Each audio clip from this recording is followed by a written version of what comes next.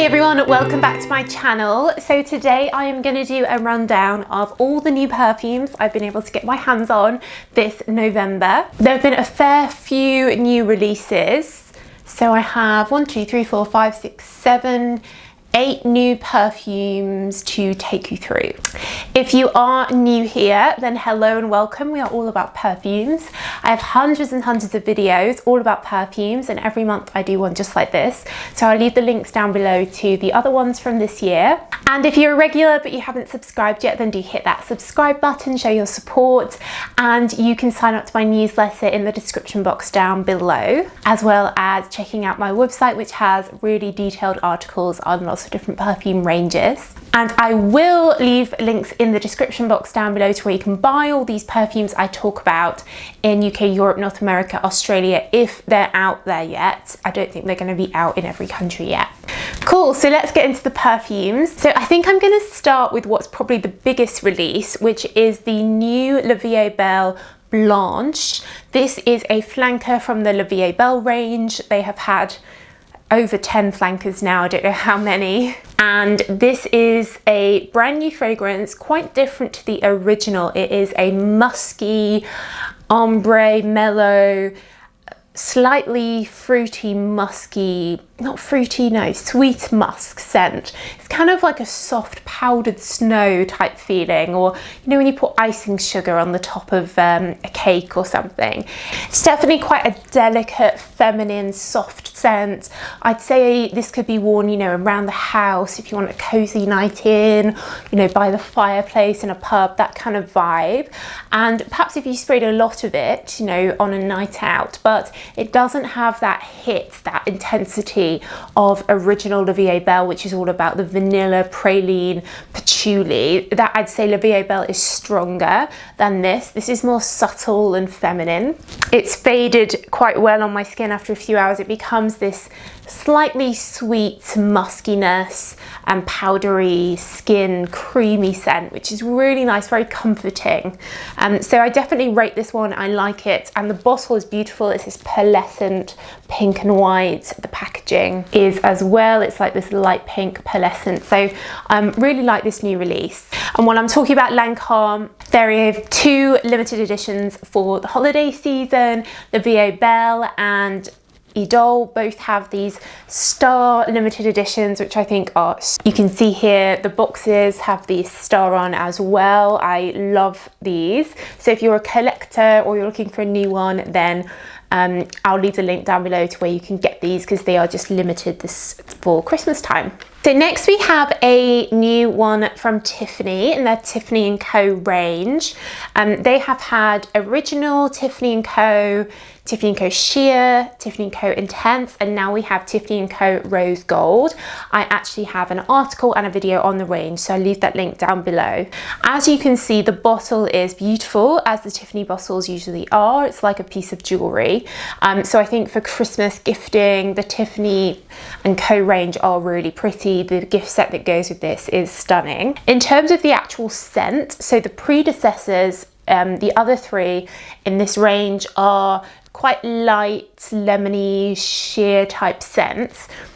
Rose Gold has a stronger rose in it than any of the others, and it also has an almost sour blackcurrant. So it's definitely stronger than the others. It has a bit more presence, but you need to like that sourness of a blackcurrant with the rose. So it kind of is a bit like Delina from Perfumes de Marly, or Very Good Girl from Carolina Herrera. That rose with a slightly sour, fruity note. But what I do like about this is that I find it lasts better than the others in the range, because it has, I think, just more ingredients in it, right? There's more going on. It's a little bit more complex. So we're seeing so many of these fruit and rose perfumes at the moment, and this is one of them.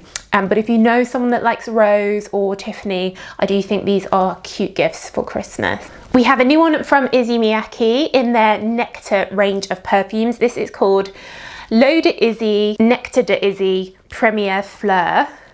So catchy title. And you might remember the different like nectar ones, pure nectar, that they've had before, that come in these slightly different bottles to the original L'Eau de Issey, which is just a cone shaped bottle.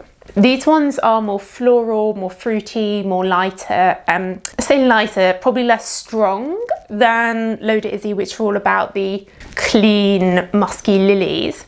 So this one, I really love this one. Found it kind of similar to J'adore from Dior. It is a jasmine and peony scent, and there is a nashi pear note in here as well, which adds a freshness. So it feels very classy, that classy J'adore feel with the jasmine and of course peony, which I love. And then the pear just giving it a freshness and a hint of fruitiness. I think this is a lovely spring, summer, daytime scent, something classy. If you want something floral, but you don't want something that's like really flowery and bouquet-y, or you don't want rose. And if you like J'adore, I think you'll like this, and it's much more affordable than J'adore. So do check this out if you see it around. It's not being widely sold or advertised, I don't know why, but I will leave it in the links down below to where it is available. Next we have a new Euphoria flanker. This is Euphoria Intense, and it is a more intense version of original Euphoria for sure, but it's not super heavy. It's much simpler and probably a bit more modern than original Euphoria, which was a feminine orchid type scent. Still sold today at very good value. This new one is a bit more fruitier and simpler. So you have that strong patchouli base, you still have that orchid note from the original, and then you have lots of blackcurrant. So hence the blackcurrant color bottle. This feels very warm, fruity blackcurrant, but it's not too heavy, it's not nighttime. It's just like a fruitier blackcurranty version of original Euphoria. So I think if you like the original, give this a try. If you like blackcurrant, it's almost a bit like a Vimto or a Ribena, you know, an actual blackcurrant scent, which is quite unusual. And I guess a bit of a surprise, I wasn't expecting another flanker from Euphoria. I thought perhaps they were done, but no, we have another one. I think they must be past 20 different flankers now for Euphoria. Next we have a new release from Juliet Has a Gun called Lily Fantasy.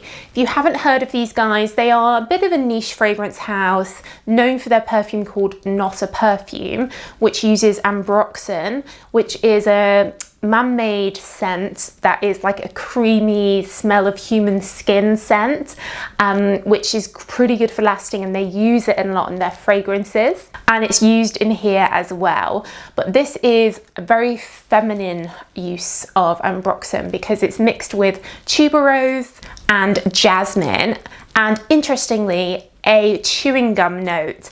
Now I don't smell chewing gum, this doesn't smell of chewing gum, but I do get how it's here because there is a slight minty freshness which works really well with tuberose. It never would have occurred to me to put those two together, but tuberose does have a kind of minty freshness to it when I think about it. So it works really well. So this one is very feminine. If you like your tuberose fragrances like Armani My Way, this is very similar, but I'd say it lasts longer because of the ambroxan.